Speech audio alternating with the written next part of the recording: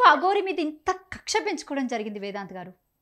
ఏం లేదండి, ఇప్పుడు భక్తులని అడ్డమైన దారిలో తీసుకుపోవద్దనే ఒక ఆలోచన ముఖ్యంగా. రెండో విషయం ఏంటంటే ఆమె చేస్తున్నది కరెక్ట్ కాదు రాధా గారు. ప్రజలను తప్పుదారిలో తీసుకెళ్తుంది రాధా గారు.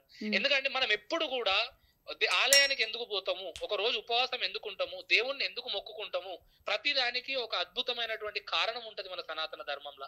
కానీ ఈమె బయటికి వచ్చినప్పటి నుంచి అసలు మన అంటే మన దేవుళ్ళని మనమే దూషించుకోవాల్సిన పరిస్థితి.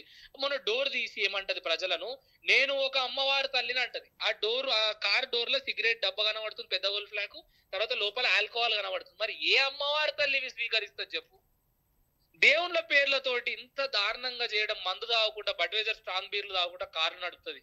ఆ అధికారి, పోలీస్ అధికారిని అసలు ఫుడ్డే తినను అని చెప్పింది కొన్ని ఇంటర్వ్యూస్ లో. ఆ మనిషి శవాన్ని తింటాను, కొంచెం తింటాను అని చెప్పేసి మాట్లాడింది. శవాన్ని తింటది, ఫుడ్ తినదు కదా. అవును. జనవరి 1వ తారీఖు నాడు కేక్ కట్ చేసి కేక్ నోట్లో పెట్టుకొని అదే రోజు తాళి కట్టింది. నిన్న దగ్గర ఫోటోలు ఉన్నాయి. Okay, if you don't mind మాకేమైనా పంపిస్తారా అవి? ఖచ్చితంగా ఈ రోజు 3 గంటల పంపించేస్తా, ప్రాబ్లం లేదు, ఖచ్చితంగా పంపించేస్తా. ఈమె కేకు తింటది, ఈమె అన్ని తింటది.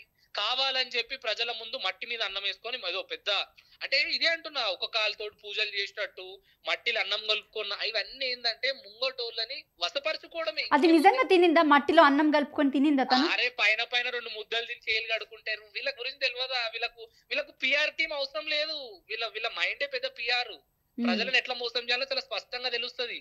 ఇప్పుడు రాజకీయ నాయకులు ఎలక్షన్ టైంలో పిఆర్ టీం పెట్టుకొని ఏం చేయాలి అవసరం లేదు. ఇలాంటి వాళ్ళకు మోసం చేయాలి ప్రజలను అంటే వీళ్ళ దగ్గరికి పోతే చాలు. చెప్తున్నా కదా, పోలీసు వాళ్ళను కూడా దాటిపోయింది. ఒక అధికారిని నోటికొచ్చినట్టు తిట్టి కూడా అంత బహిరంగంగా తిరుగుతున్నదంటే ఎంత ధైర్యం ఉండాలి? నువ్వు నేను ఒక మాట అధికారిని తిడితే ఇట్లుంటదా పరిస్థితి? ఉండమా? ఈ రోజు ఈమెకి ఎందుకున్నదంటే ఆమె వస్త్రధారణ, ఆమె వెనక భుజాల మీద వేసుకున్నటువంటి మన హిందూ ధర్మం.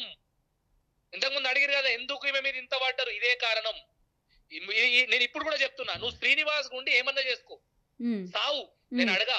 కానీ నువ్వు ఒక అఘోరి, ఒక సనాతన ధర్మం, ఒక హిందూ కల్చర్ ఇవి చెప్పేమన్నా చేస్తే మాత్రం ఖచ్చితంగా ఆ మూతికి లిప్స్టిక్ పెట్టుకుంది కదా, అది ఉల్టా చేస్తాం. ఏం లేదు, పలిగిపోతుంది మొత్తం. ఎక్కడిదక్కడ 100% దీన్ని వదలం. ఏమనగా రేపు పొద్దుగాల ఏం కాన్సిక్వెన్సెస్ వచ్చినా ఫేస్ చేయడానికి సిద్ధంగా ఉన్నాం. అన్నిటికీ ముంగడవుతాం. ప్రజలను మోసం చేస్తుంటూ ఊరుకునేటట్టు ఖచ్చితంగా ఉండము.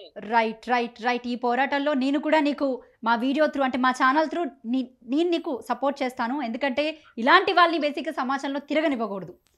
ఎగ్జాక్ట్లీ, తప్పకుండా నా తరపు నుంచి నా కాంట్రిబ్యూషన్ కూడా నీకు త్వరలో నేను అందిస్తాను. నీకు నా చెయ్యి అంటే నీ వెనకాల నేను ఉంటాను. ఖచ్చితంగా. Thank you so much. నన్ను మీ లైవ్ లోకి తీసుకొని, మీ ఛానల్ కూడా ధన్యవాదాలు.